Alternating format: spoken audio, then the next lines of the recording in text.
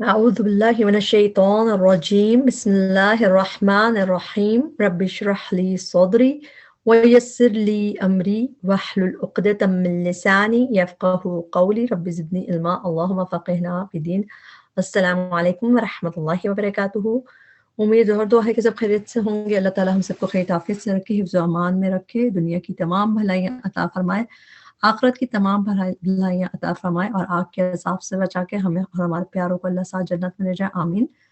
आज हम सूरत तकवीर की डिटेल तफसीर देखेंगे, उसकी एक्सप्लेनेशन देखेंगे, एक एक आयत करके, और इसमें क्या मैसेज है हमारे लिए, इसको हम थोड़ा सा डिटेल से देखेंगे। मक्की सूरत है और मक्का के ज़माने में शुरू में ही नाजिल हुई थी ये। तो सूरह तकवीर का जो नाम है वो उसकी पहली आयत से लिया गया है। इज़ा शम्सु कुव्विरत, कुव्विरत का मतलब है लपेटा गया, फोल्डेड अप, तो उसी लफ्ज से इसका नाम है तकवीर। इसमें क्योंकि सूरज के फोल्ड होने का जिक्र है तो उससे से नाम इसका माखूज है। और हम इससे पहले कि हम इसको शुरू करें, हम इसका पिछली सूरतों से रब्त देखते हैं। जो भी सूरतें होती हैं उनका पिछली सूरतों से भी कुछ ना कुछ लिंक कनेक्शन होता है। तो पिछली जो सूरतें हमने पढ़ी हैं उसको देखते हैं हम कि इनका आपस में क्या रब्त नजर आता है। हमने सूरह नाजियात में और अबसा जो थी उनमें क़यामत के दिन का डिस्क्रिप्शन देखा था। सूरह नाजियात में अत्तामतुल कुबरा कह के जिक्र आया था कि एक छा जाने वाली बड़ी आफत क़यामत का जिक्र आया था। और अबसा में उसके लिए यूज हुआ था अस्साखा, यानी कि डेफनिंग ब्लास्ट, कान फाड़ देने वाली चीज। तो उसमें क़यामत के जहाँ पे आने का जिक्र था तो दो नाम आए थे, ताम्मतुल कुबरा, अस्साखा, और दोनों में उसके उसी हिस्से का जिक्र था जब दूसरा सूर फूका जाएगा, यानी कि जब इंसान को अपने किया जब याद आएगा, जब जहन्नुम लाई जाएगी। तो दोनों में बाद वाले ही हिस्से का जिक्र था कि जब सब एक दूसरे से भाग रहे होंगे, हिसाब किताब का वक्त होगा, तो उसका था। ये सूरह तकवीर जो है ये भी इन्हीं दोनों सूरतों के तफसीर कर रही है, इन्हीं हिस्से को डिटेल बताएगी, ग्राफिक्स दिखाएगी, इसमें भी इमेजेस डिपिक्ट किए जा रहे हैं। अबसा और नाजियात में जो हम देख रहे थे कि उसमें डिपिक्शन की गई थी लोगों की कंडीशन की, कुछ जैसे कुलूबुन यौमइज़िन वाजिफा अब्सारुहा खाशिया, के कुछ दिल उस दिन धड़कने वाले होंगे और आंखें जो हैं बहुत ज्यादा झुकी हुई होंगी। तो पर्सनल इमेजेस का जिक्र था ना कि लोगों के साथ उस वक्त क्या हो रहा है जमीन पे। और फिर नाज़िया उसमें था, सूरह अबसा में था वुजूह यौमइज़िन मुस्फिरा दाहिकतुम मुस्तबशिरा, कुछ चेहरे उस दिन रोशन होंगे, फिर कुछ चेहरे उस दिन तारीक होंगे, एक दूसरे से सब लोग भाग रहे होंगे। तो जो कंडीशन ऑफ पीपल का जिक्र उसमें हो रहा था उन दोनों सूरतों में। अब हम तकवीर में देखते हैं, लेकिन जब नॉर्मली भी हम किसी मूवी में या किसी जगह किसी तबाही के जब सीन दिखाए जाते हैं तो कैमरा जो है कभी दौड़ते भागते जो लोग पानी में डूब रहे हैं, जिनके ऊपर मुश्किल आ रही है, उनकी तरफ कैमरा होता है, यानी कि लोगों की तरफ। और फिर कभी उस कैमरे का फोकस शिफ्ट हो जाता है तबाही की तरफ, यानी अगर आसमान की तरफ या फ्लड आ रहा है उसकी तरफ, या जो भी कोई मॉन्स्टर भी है उसकी तरफ। तो दो चीज दिखाते हैं, लोग क्या कर रहे हैं और जो असल कैलेमिटी है वो क्या है, यानी बिगर पिक्चर ऑफ क्योस। ठीक, तो अभी हम यहाँ पे जो देखेंगे सूरह तकवीर में, इसमें भी क़यामत के दो हिस्सों का जिक्र है। पहले हिस्से का जिक्र है और क़यामत के दूसरे हिस्से का।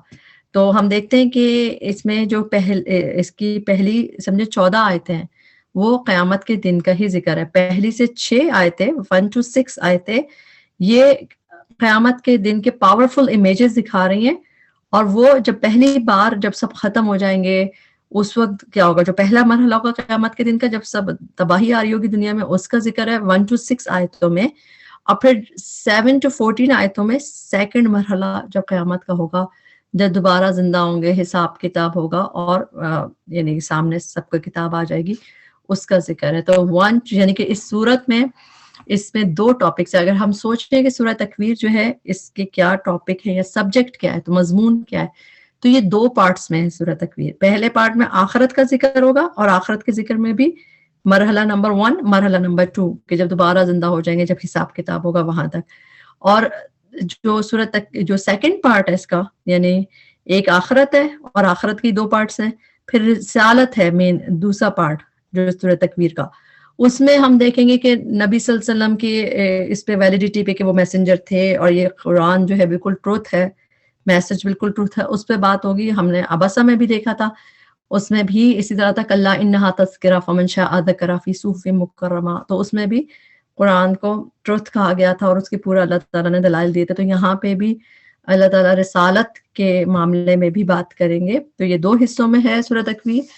تو پہلے آخرت کی ہوگی, اس کے بارے میں ایک حدیث سن لیتے ہیں, پھر اس کے شروع کریں گے انشاءاللہ. نبی کریم صلی اللہ علیہ وسلم نے فرمایا کہ جس کو یہ پسند ہو کہ وہ قیامت کو اس طرح دیکھے جس طرح آنکھ سے دیکھنا ہوتا ہے, تو اسے چاہیے کہ تکویر, انفطار اور انشقاق پڑھا کرے. تکویر, انفطار اور انشقاق کا نام لیا نبی صلی اللہ علیہ وسلم نے, گویا کہ یہ صورتیں جو ہے قیامت کا نقشہ ڈپکٹ کر رہی ہے. تو آئیں انشاءاللہ ہم شروع کرتے ہیں ایک ایک آیت میں سے. پہلے ہم دیکھتے ہیں 1 to 6 آیتیں جس میں کہ پہلے مرحلے کا ذکر ہے. شروع کرتے ہیں اعوذ باللہ من الشیطان الرجیم, بسم اللہ الرحمن الرحیم. اذا الشمس کوورت, جب سورج لپیٹ دیا جائے گا. اس میں جو جب سورج لپیٹ دیا جائے گا تو اس میں ایک یہ بھی دیکھ لیتے ہیں کہ اس میں ہم چیزیں دیکھیں گے, 2 انداز دیکھیں گے. گرامر کے لحاظ سے پہلے بات کر لیتے ہیں کہ 2 انداز دیکھیں گے کہ ایک تو پاسٹ پیسو ٹینس یوز ہوا ہے. کوورت جو ہے یا جو بھی چیزیں ہیں, جو لوگ گرامر کو جانتے ہیں کہ پاسٹ ٹینس ہے, ماضی کا ٹینس, جبکہ بات قیامت کی ہو رہی ہے, وہ تو آنے والا ہے. تو جب بھی یہ عربی میں اس طرح کا انداز ہوتا ہے کہ جب بھی اذا نارملی فیوچر کے لیے آتا ہے, اور جب بھی اذا اور ساتھ پاسٹ یوز ہو تو اس کا مطلب ہوتا ہے کہ کوئی چیز شیور سرٹن ہو. یعنی کہ جب اللہ تعالیٰ کو ایسی بات کرنی ہو نا کہ فیوچر میں لیکن پکی بات ہے, جیسے ایسا ہے کہ ہو چکی, بس ڈن, کہ اتنی گارنٹیڈ ہے, اس کو ہونا ہی ہونا ہے, تب اللہ تعالیٰ یہ انداز استعمال کرتے ہیں کہ ماضی کا صیغہ یوز کرتے ہیں, اور ایکچولی مراد ہوتی ہے کہ وہ اللہ تعالیٰ کے لیے ایسی جیسے ہو چکی. جیسے ہم اس میں پڑھتے ہیں اذا زلزلت الارض زلزالہا واخرجت الارض, تو ان سب میں پاسٹ ٹینس یوز ہو رہے ہیں کہ وہ ایسا ہے کہ جیسے ہو چکا. تو قیامت کے یعنی جس چیز کے لیے ڈن کی بات کرنی ہوتی ہے تو اس میں اس طرح کا انداز استعمال ہوتا ہے. پھر دوسری بات, عربی میں ایک اور انداز ہوتا ہے گرامر میں کہ فعل پہلے آتا ہے, اسم بعد میں آتا ہے نارملی. لیکن اگر اسم فعل سے پہلے آئے تو کچھ نہ کچھ خاص بات ہوتی ہے. اب جیسے ان ساری آیتوں میں جب ہم دیکھیں گے کہ اسم دیکھ رہا ہے پہلے اور پھر اس کا فعل آئے گا, تو وہ تب آتا ہے جب کوئی خاص, مطلب جب آپ کی کوئی بات, یہ انداز تب استعمال ہوتا ہے ایک تھریٹننگ ٹون سے ہوتی ہے اس کی. کیسے کہ دیکھیں, جب نارملی آپ کی کوئی بات نہیں مان رہا ہماری, تو ہم بات پہنچانے کے لیے آواز بلند کرتے ہیں, مختلف طریقے سے بولتے ہیں, زیادہ وثوق سے, زیادہ زور سے کہنے کی کرتے ہیں, ہمارا والیوم بھی بڑھ جاتا ہے. کیوں؟ تاکہ دوسرا بندہ ہماری بات مانے. تو السٹریشن آف اینگر ہوتی ہے, فرسٹریشن ہوتی ہے, ٹھیک. تو اسپیچز میں تو پتہ چل جاتا ہے. عربی میں یہ جو لینگویج اور ٹون, یہ سب بتانے کے لیے کہ کس سے بات ہو رہی ہے ڈائریکٹ, الگ الگ ٹون استعمال ہوتی ہے. اب جیسے یہاں پہ یہ انداز جو اسم پہلے فعل بعد میں آ رہا, تو یہ ایک طریقے سے اس کا فرسٹریشن کا اظہار, یعنی کہ اینگر کا السٹریشن ہے, یہ کہ غصے کا اظہار کیا جا رہا ہے.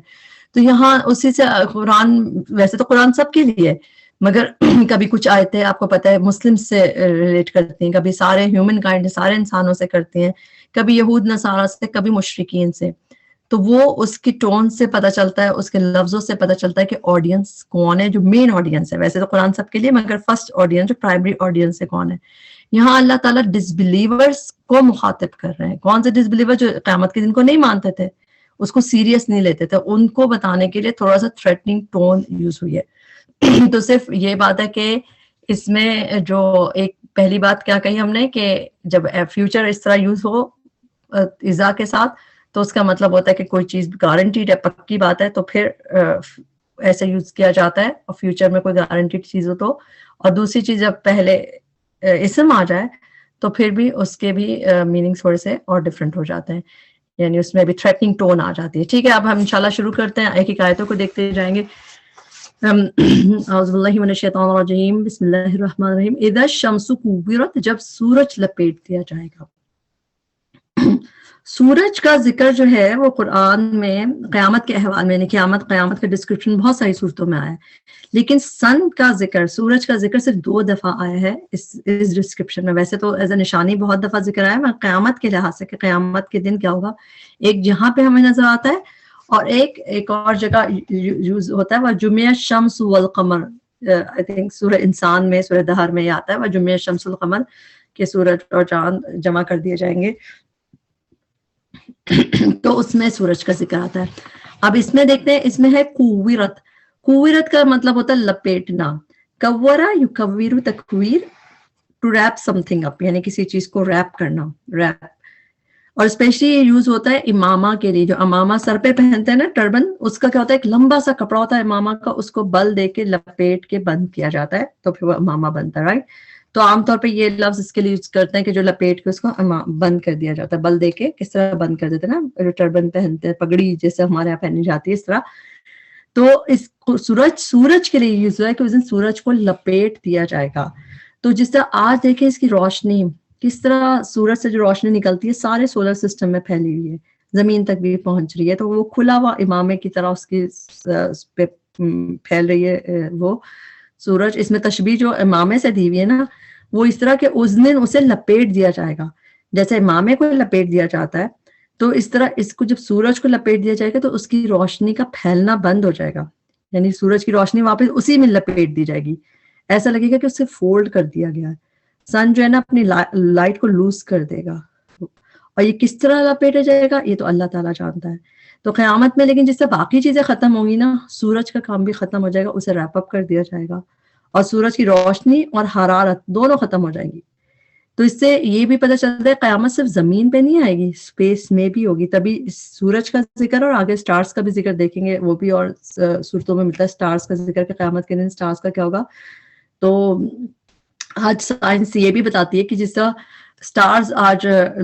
سٹارز جو ہوتے ہیں وہ لائٹ دیتے دیتے ایک وقت ہوتا ہے کہ بلیک ہول بن جاتے ہیں, اسی طرح سائنس بتا رہی ہے کہ سورج بھی سٹارز کی طرح ایک دن بلیک ہول بن جائے گی. وہی بات ہے, سائنس ہمیں بتائے نا بھائی, ہمارا قرآن ہمیں بتا رہا ہے کہ سورج لپیٹ دیا جائے گا.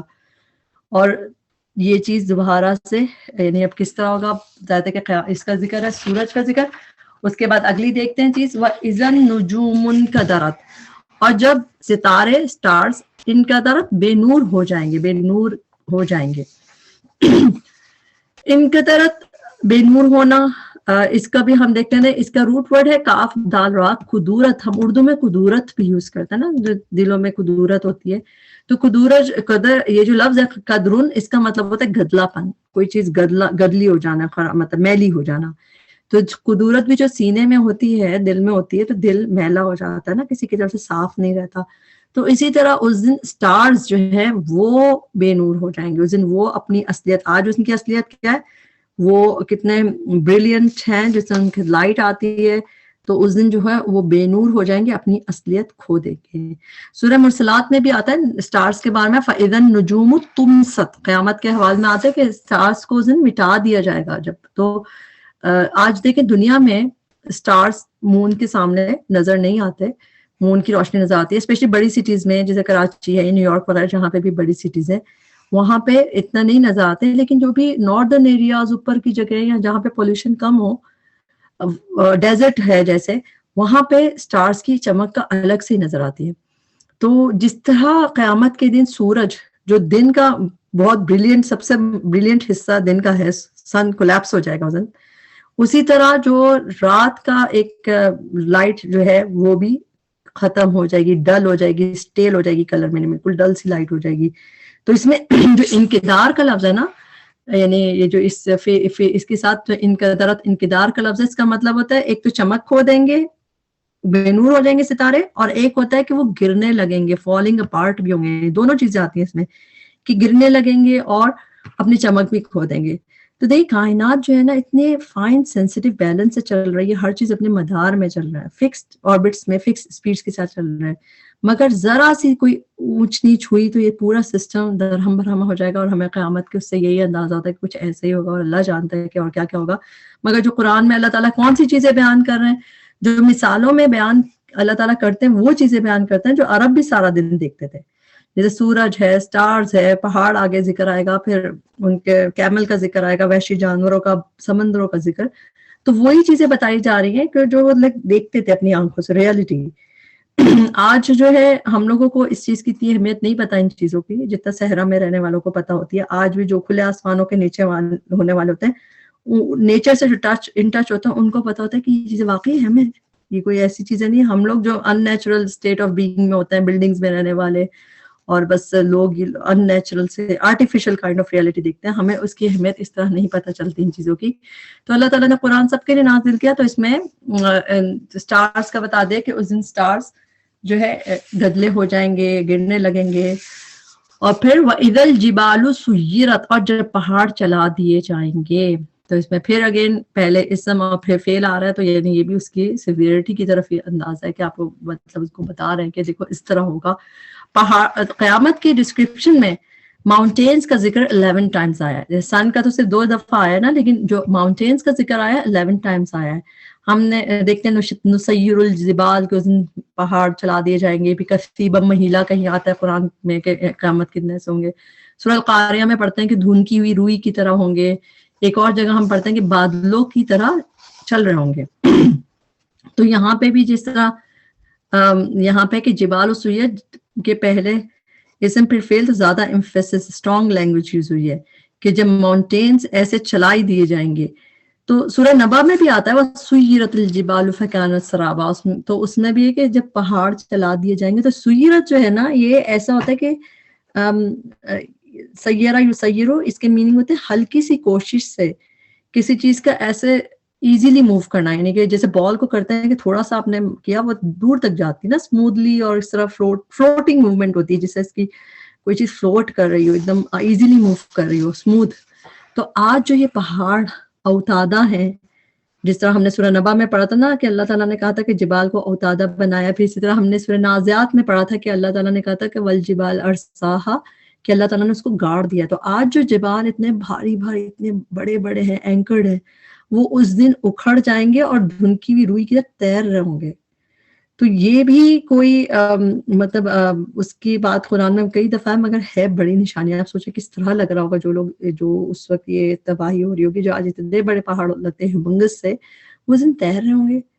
اور دیکھیں اس سے سمجھ اس لحاظ سے بھی آتی ہے کہ جب سارا سسٹم ادھر ادھر ہو گیا درہم برہم، تو زمین کی جو کشش ثقل ہے وہ بھی ختم ہو جائے گی، فورس آف گریوٹی، جس کی وجہ سے آج سب کچھ جمع ہوا ہے. فورس آف گریوٹی کی وجہ سے تو آج سب کچھ جمی ہوئی چیزیں.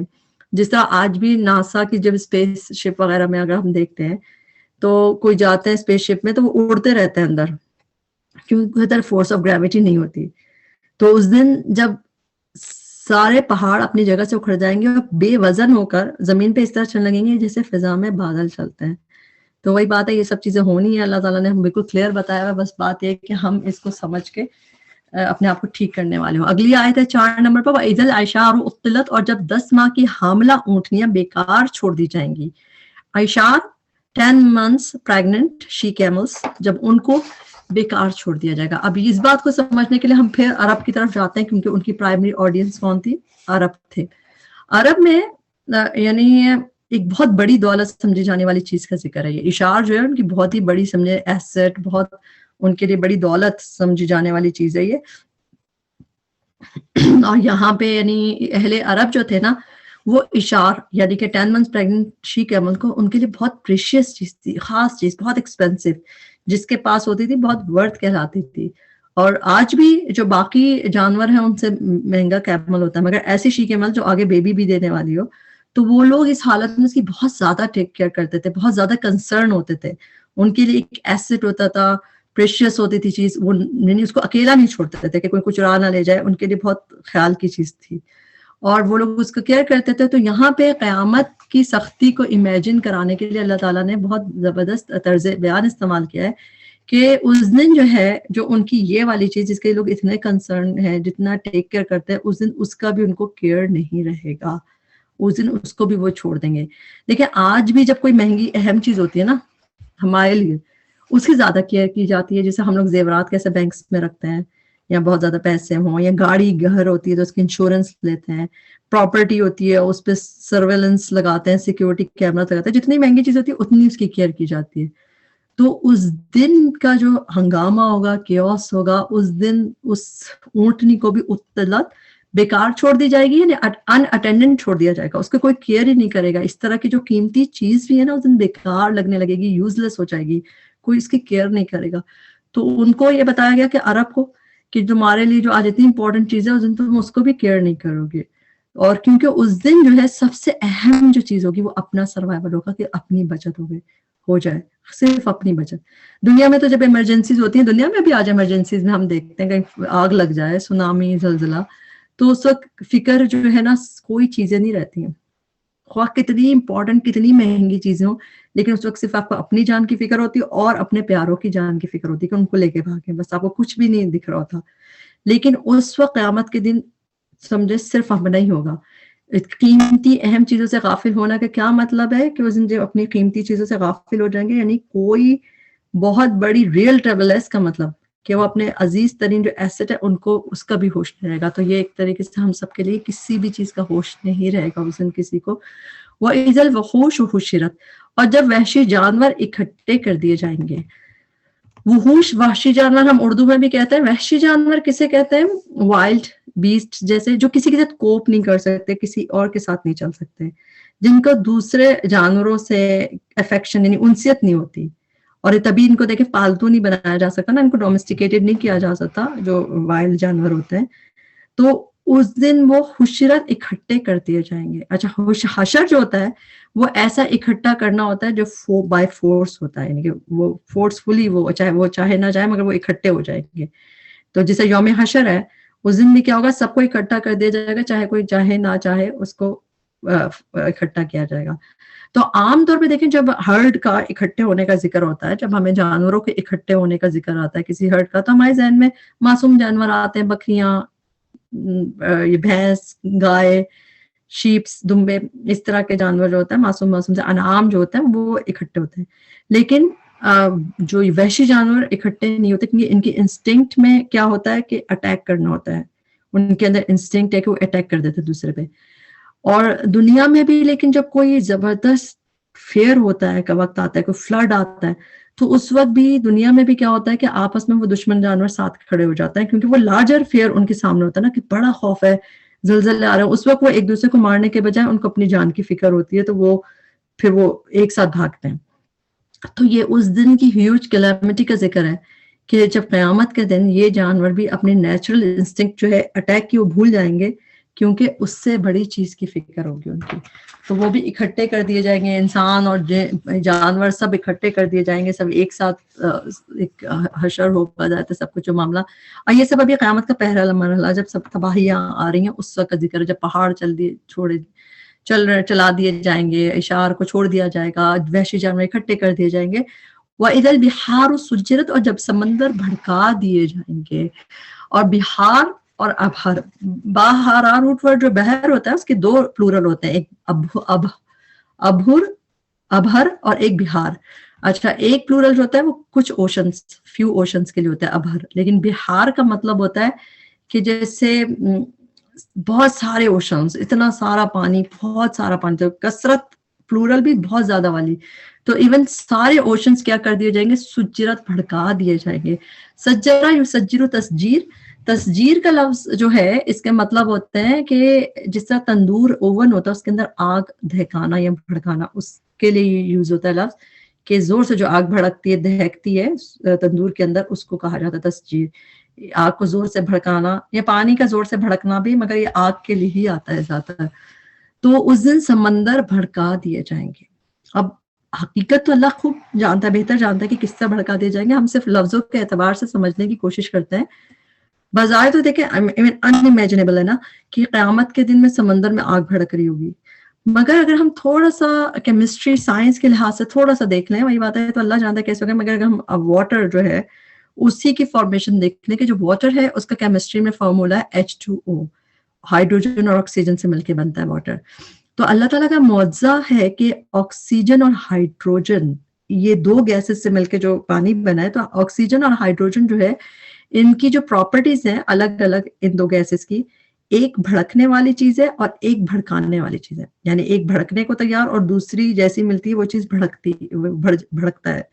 تو اللہ تعالیٰ نے اس کو ان دونوں گیسز کو اس ترکیب سے ملا کے پانی پیدا کیا ہے کہ جو آگ بجھانے کے کام آتا ہے. سبحان اللہ. یعنی کہ آکسیجن اور ہائیڈروجن جو گیسز ہیں الگ سے ان کا کام کیا ہے، ایک بھڑکنے والی چیز ہے، ایک بھڑکانے والی.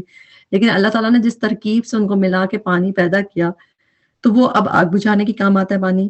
اور اللہ کی قدرت کا ایک اشارہ اس بات کے لیے بالکل کافی ہے کہ وہ پانی کی ترکیب کو بدل ڈالے. سوچے کہ یہ پانی جو پانی بنا ہوا ہے، اگر ان کا جب پورا بیلنس خراب ہوگا، اگر تھوڑا سا یہ فزکس کے کیمسٹری کے لحاظ سے ان کی ترکیب بدل گئی، تو یہ دونوں پھر ہائیڈروجن اور آکسیجن ایک دوسرے سے الگ ہو کے بھڑکنے اور بھڑکانے میں لگ جائیں گے, یعنی کہ جو کہ ان کی اوریجنل پراپرٹیز یہی ہے نا, اسی میں لگ جائیں گے.